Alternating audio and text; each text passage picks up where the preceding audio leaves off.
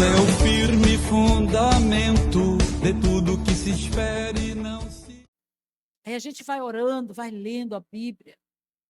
Deus vai se revelando a nós. Quando nós não temos o hábito da leitura da Bíblia, olha aqui para mim, o nosso coração, ele não será iluminado pelo entendimento da palavra.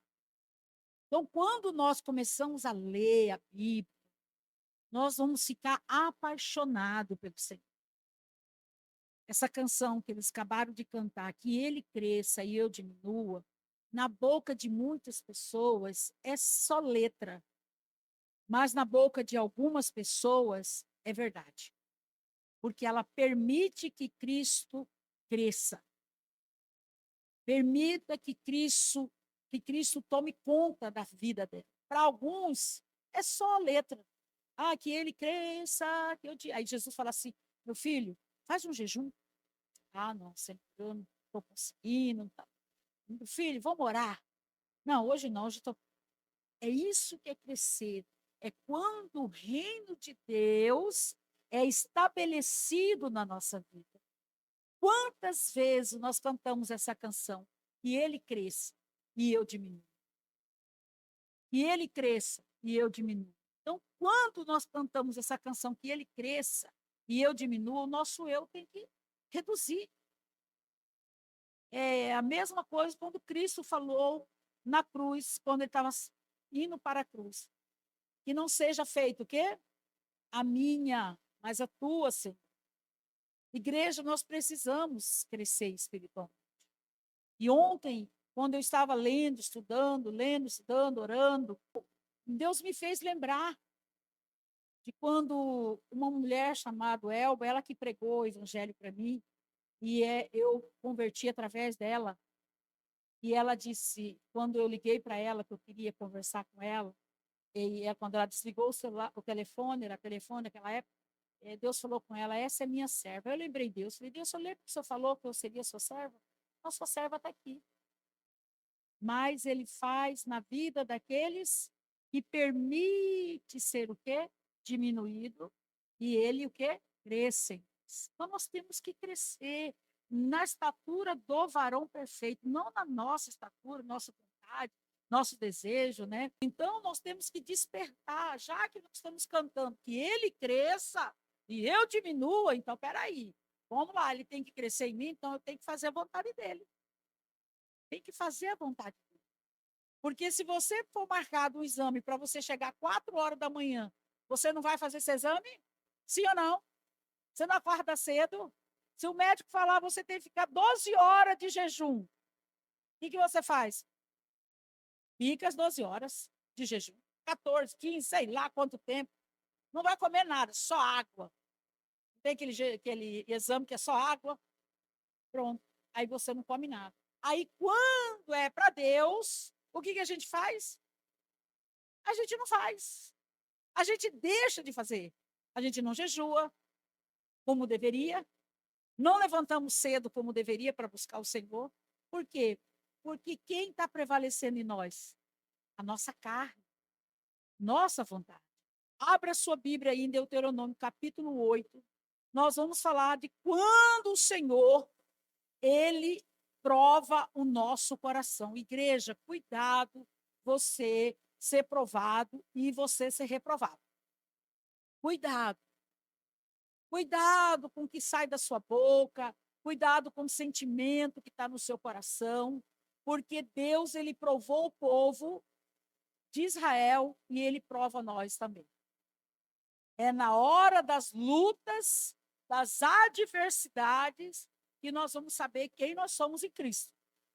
É na hora das nossas lutas. Não é quando o vento está soprando, está tudo bem, maravilhoso. Não, pastora, eu estou prosperando, eu estou comendo do melhor dessa terra. Ótimo. Mas o dia mal chega. Chega ou não chega, igreja? Não ouvi, chega ou não chega? O dia mal chega. Só que no dia mal, quando ele chega, muito de nós não estamos preparados e nós seremos o quê? Reprovados. Olha o que diz aí em Deuteronômio, capítulo 8, versículo 1. Olha o que ele diz. Tem o quê? O cuidado de cumprir o quê? Todos os mandamentos que hoje, o quê? Hoje o quê? Lhe ordeno. Aí o que ele diz mais? Para que vocês vivam. Olha só. Quando é que eu começo a viver uma vida que Cristo tem para mim? Quando é que eu começo a viver uma vida que Cristo tem para mim, igreja? Aí a resposta. Quando eu busco cumprir todos os mandamentos. Igreja, vou falar uma coisa para você. Uma coisinha, uma raposinha que tem destruído a vida de muitos cristãos. A mentira. Gente, eu fico admirado quando eu vejo pessoas cristãos, eu nem sei se eu posso dizer que é cristão, que eu gosto de dividir o cristão ou não cristão, o crente ou não crente, né? Mentir. João 8,44 diz que aquele que mente satisfaz quem? O pai da mentira, que é o diabo. E aí a gente fala de cumprimento de lei, de cumprimento de mandamento, mas nós não cumprimos porque nós mentimos. E eu não estou dizendo uma mentira de roubo, de assalto. Às vezes a mentirinha que é desnecessária, nem na necessidade, nem na desnecessidade. Você tem que falar a verdade, ser sincero, transparente. Então ele está dizendo, olha, tenham cuidado de cumprir todos os mandamentos que hoje, no quê? Lhes ordeno para que vocês vivam. Então, para mim viver bem em todas as áreas da minha vida, eu preciso cumprir aquilo que Deus me pede. Aí você vê cristão que não está vivendo, não está desfrutando, não está comendo. Igreja, eu creio, isso aqui é eu que estou falando, eu creio que Jesus já está às portas. Porque o que eu tenho recebido de pedido de oração, às vezes nem da nossa igreja não é, de outros ministérios, outras pessoas que falam comigo, às vezes nem eu conheço a pessoa, ela fala, pastora, me deram o número do telefone da senhora, eu queria que a senhora fizesse uma oração, eu queria que a senhora me aconselhasse. As pessoas são cristãs, de outros ministérios, e do nosso ministério também.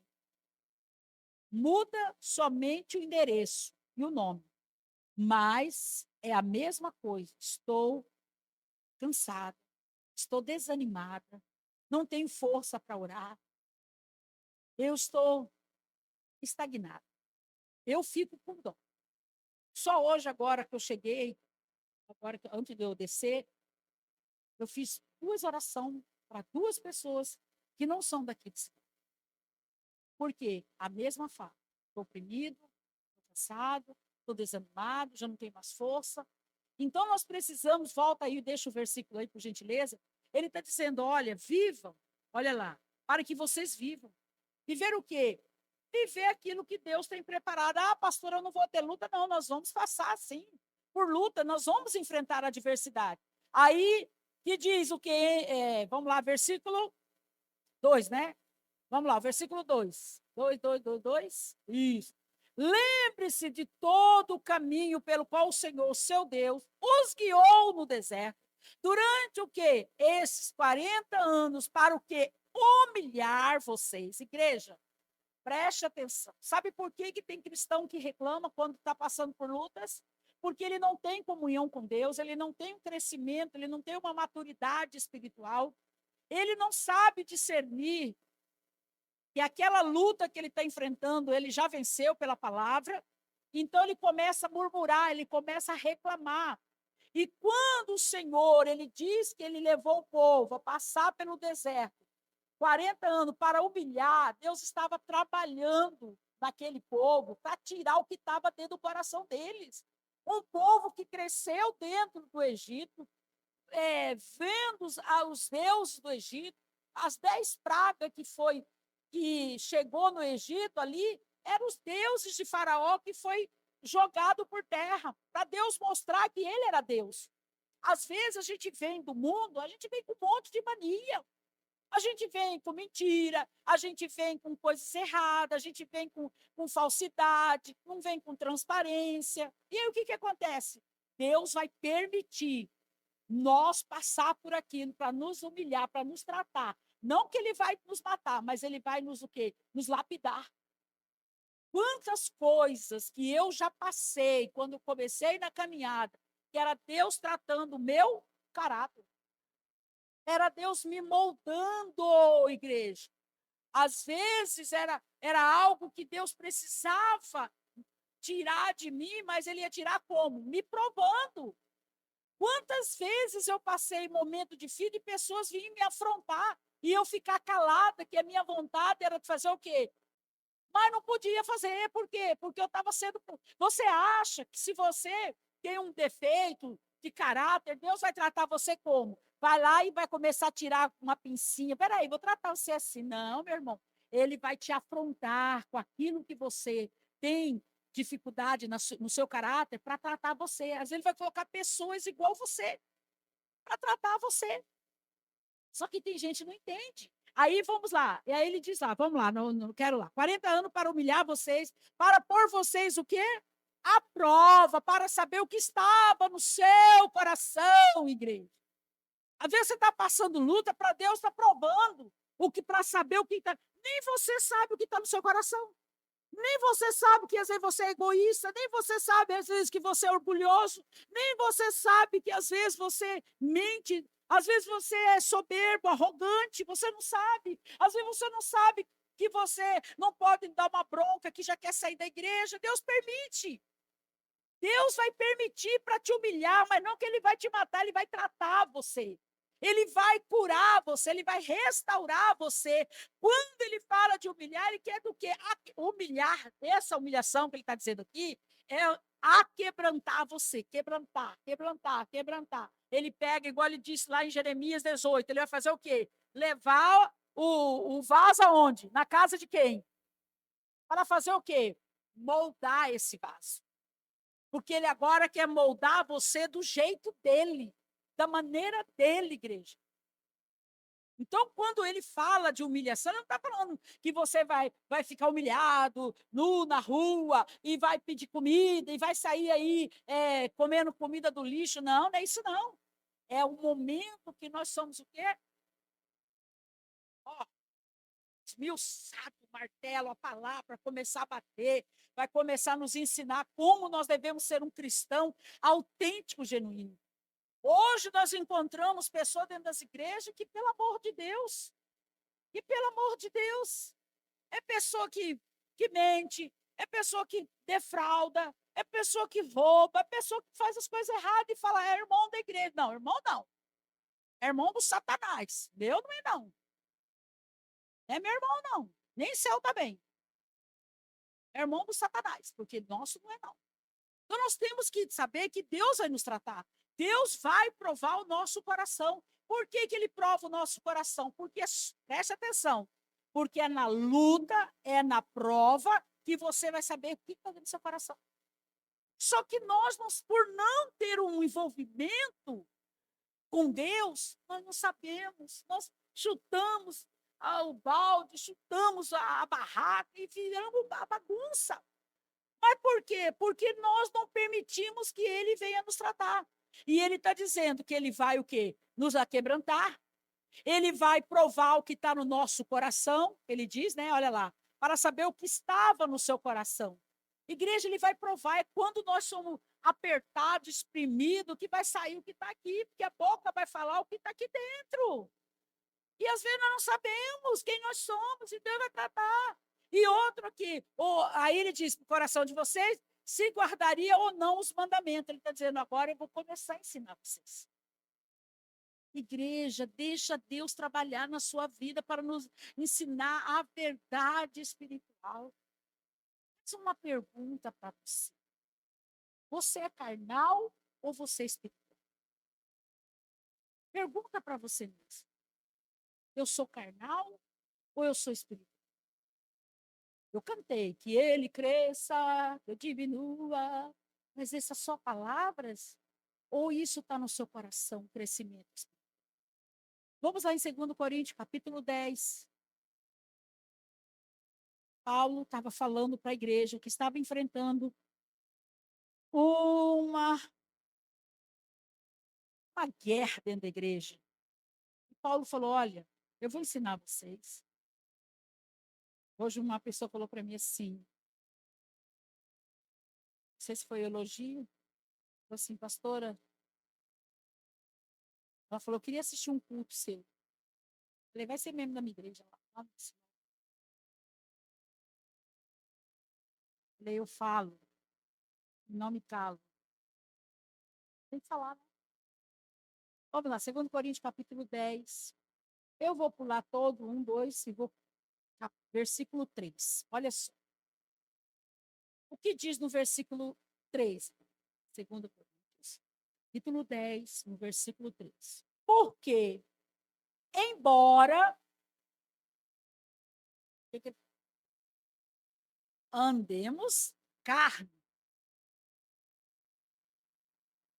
mas não lutamos segundo o quê? A carne. Quando Deus tirou o povo de Israel, eles não entraram numa batalha espiritual, eles entraram numa batalha carnal. Por quê? Eles começaram a murmurar, eles começaram a questionar, eles começaram a falar do peixe, do pepino, até gente, eu acho uma coisa assim, até do túmulo que tinha no Egito, eles falaram. Eles falaram da cebola, eles falaram do alho, eles falaram de tudo. A luta que eles estavam tendo era uma luta do homem carnal, não o homem espiritual. Quando Deus permitiu que eles passassem por aquela humilhação, Deus estava tratando ele, dizendo, olha, se vocês querem estar na terra prometida, a terra que mana leite e mel, vocês vão ter que mudar de caráter. Igreja, deixa eu falar uma coisa para você. Se eu e você batalhar segundo a carne, já perdemos a batalha aqui, perdemos lá no céu. Nós não vamos alcançar a salvação. Porque nós vamos andar na carne. Nós vamos satisfazer o desejo nossa carne. Nós vamos desejar as coisas deste mundo. Nós vamos cobiçar as coisas deste mundo. Então, nós já vamos estar o quê? Descartado. Então, quando Paulo diz aqui, ó, porque embora andemos na carne, não lutamos segundo a carne. Vou ter lutas? Sim. Por que Paulo fala isso? Porque, vamos ao versículo seguinte, versículo 4. Porque as armas da nossa luta não são carnais, mas o que, igreja? Poderosa o quê? Para o que, igreja? Destruir fortalezas, destruirmos o quê? Raciocínios falaciosos. Igreja, eu estudei sobre fortaleza na mente. Aqui não dá para me pregar, é algo mais profundo. Mas a fortaleza na mente começa desde quando você nasce. Como que essa fortaleza, pastor, é derrubada? Só com a palavra. E não é do dia para a noite. É todo dia você estudando a palavra, todo dia você buscando trazer a palavra para o seu coração. Quando ele diz aqui, porque embora andemos na carne, mas nós não lutamos segundo a carne, porque as armas da nossa luta não são o que carnais. Por que carnais, pastor? Porque a luta física, ela é limitada. Você não consegue resolver. Então, quando ele fala, não lutamos segundo a carne, porque a luta, se você for pegar a luta física, a arma do homem natural, você não vence nada. Aí vamos lá, você consegue vencer a sua carne quando Deus pede para você vir orar, ou para você jejuar, ou para você vir mais no culto e você falar, hoje cheguei cansado, hoje não vou da igreja não. Olha só, quando eu cedo a minha carne, eu estou lutando o quê? Com as armas carnais. Eu não estou lutando com as armas espirituais. Quando é, pastora, que eu luto com a carne, com o espírito? Quando eu luto com a palavra, igreja. Quando eu trago a palavra para combater ao meu favor. Nós temos a humildade de chegar primeiramente a Deus e depois chegar diante da pessoa, igreja. Por isso que muitas das vezes nós perdemos batalhas.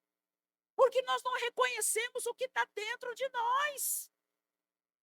E eu estava estudando sobre isso, Paulo fala, O pior é o orgulho. A primeira coisa que Paulo fala é do orgulho, quando ele fala dessa luta carnal.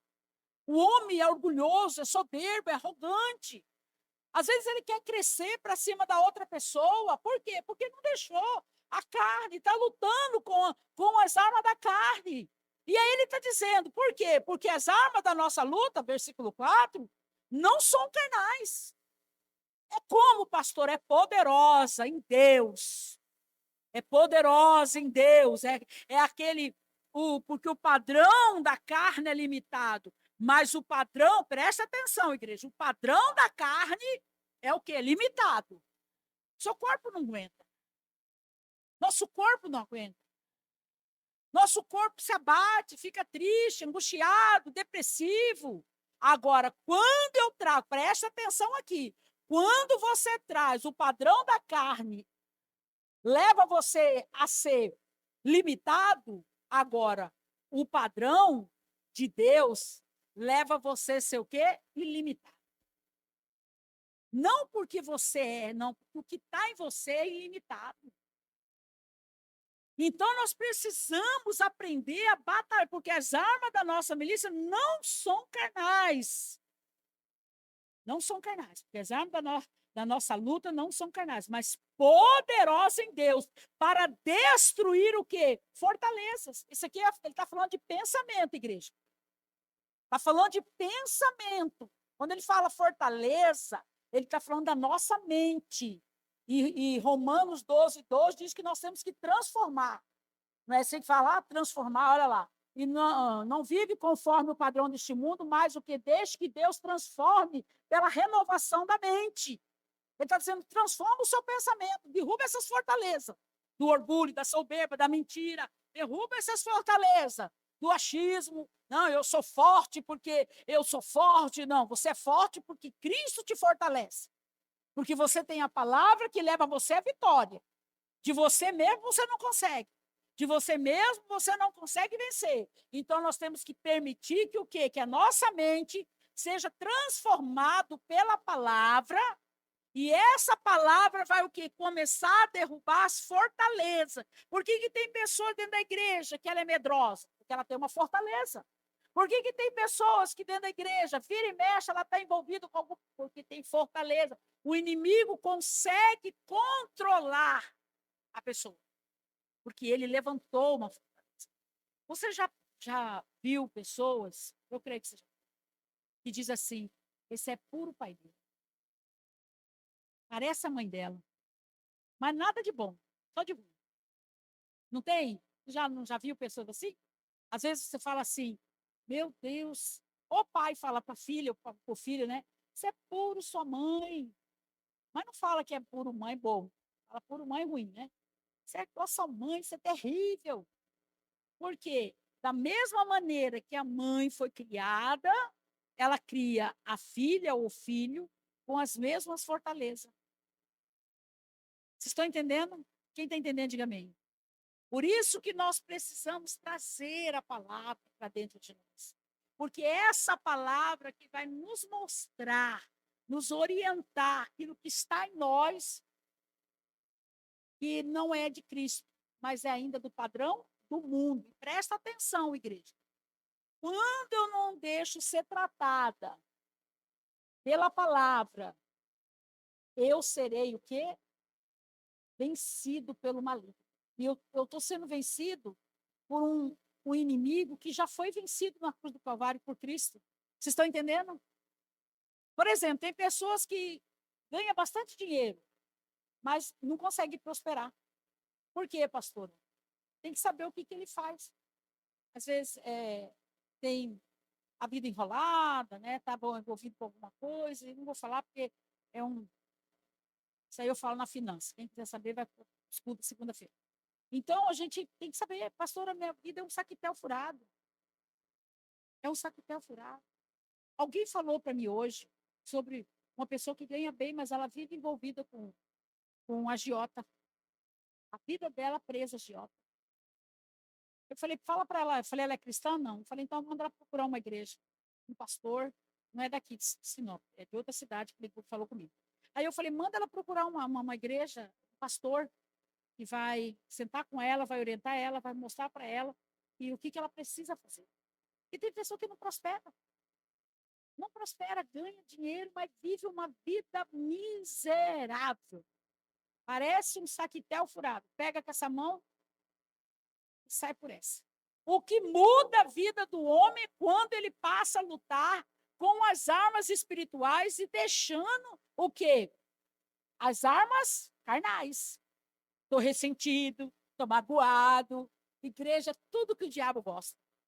Abre uma brechinha, ele vai lá e puf!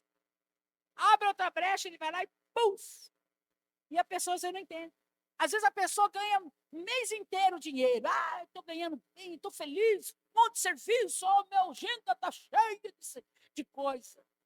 Aí vem uma enfermidade. Vai lá comprar remédio. Já foi 200, 300, 400, 500, pronto. O que ele ganhou, o que ela ganhou. Durante um mês todinho, em uma enfermidade, saiu para o ralo. Vocês estão entendendo, igreja? Por isso que nós temos que nos despir do velho homem e lutar com as armas espirituais. Eu vou lá em Josué, capítulo 6, para você ver. Vamos lá, Josué, capítulo 6. Josué, ele não lutou com as armas carnais. Porque até mesmo se ele fosse lutar com as armas carnais, ele tinha perdido a batalha. Mas ele trouxe as armas, o quê? Espiritual. Mas vamos lá. Josué, capítulo 6, versículo 1, diz o que na nossa Bíblia aí? Ora, Jericó estava o quê?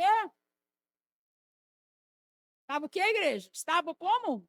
Rigorosamente por causa de quem? Dos filhos de Israel. Ninguém saía e ninguém entrava. Então o Senhor disse a quem? A Josué. Disse o que, igreja?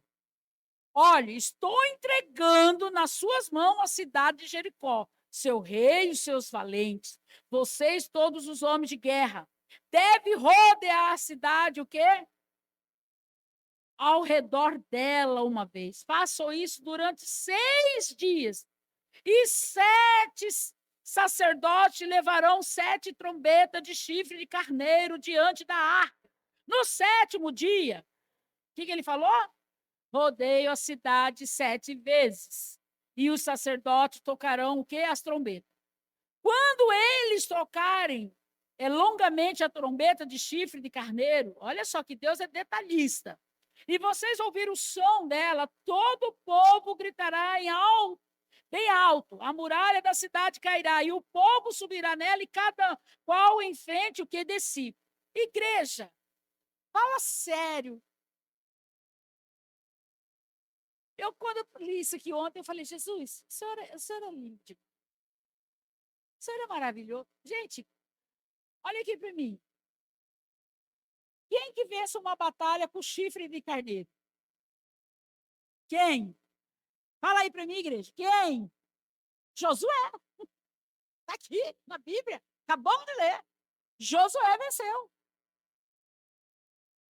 Josué vem com o quê? Com chifre de carneiro.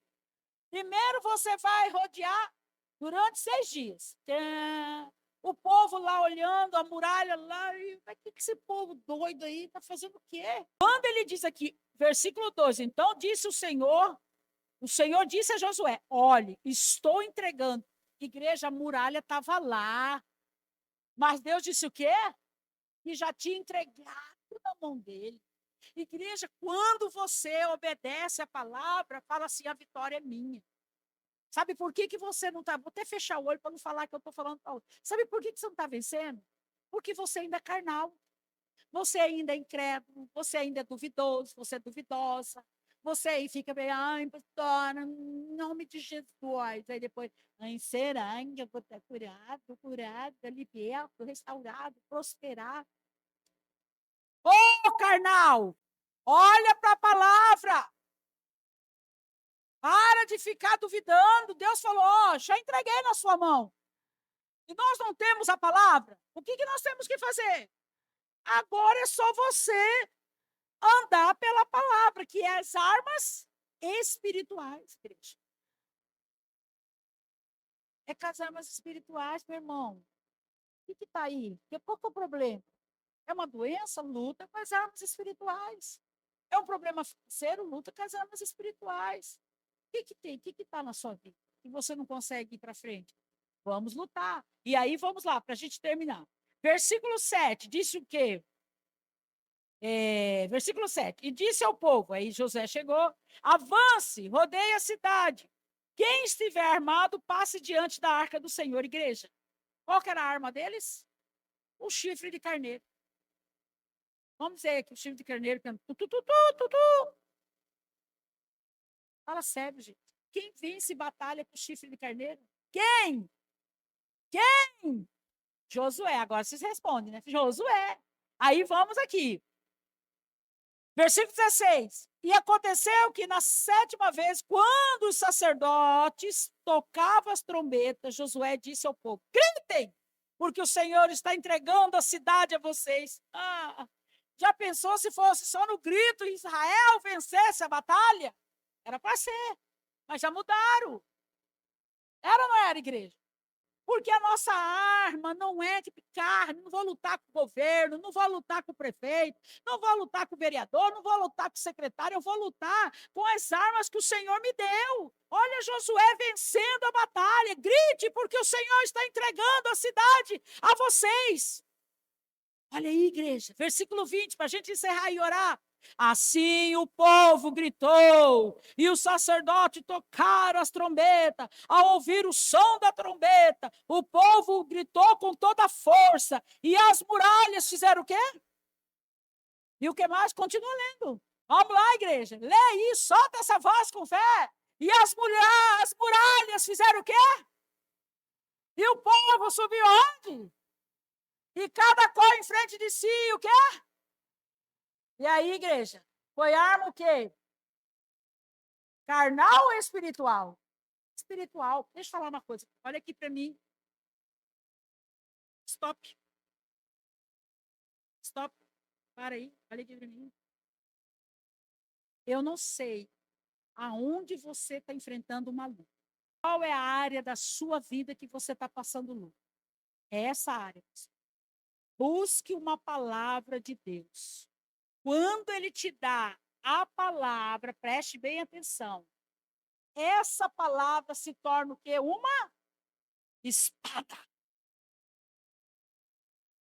Deus falou no seu coração, te deu a palavra, essa palavra se torna uma espada. Quando o inimigo vier contra você, pode olhar aí, Josué, quando Deus falou para Josué, volta lá no versículo 1, estava rigorosamente, versículo 2, então o Senhor disse a Josué, olha, estou entregando, Josué tinha o quê? Uma espada, que é porque Deus disse, olha lá, o Senhor disse, olhe, estou entregando. A muralha já tinha caído, igreja? Sim ou não? Não, igreja. Mas o que Josué tinha? Uma palavra.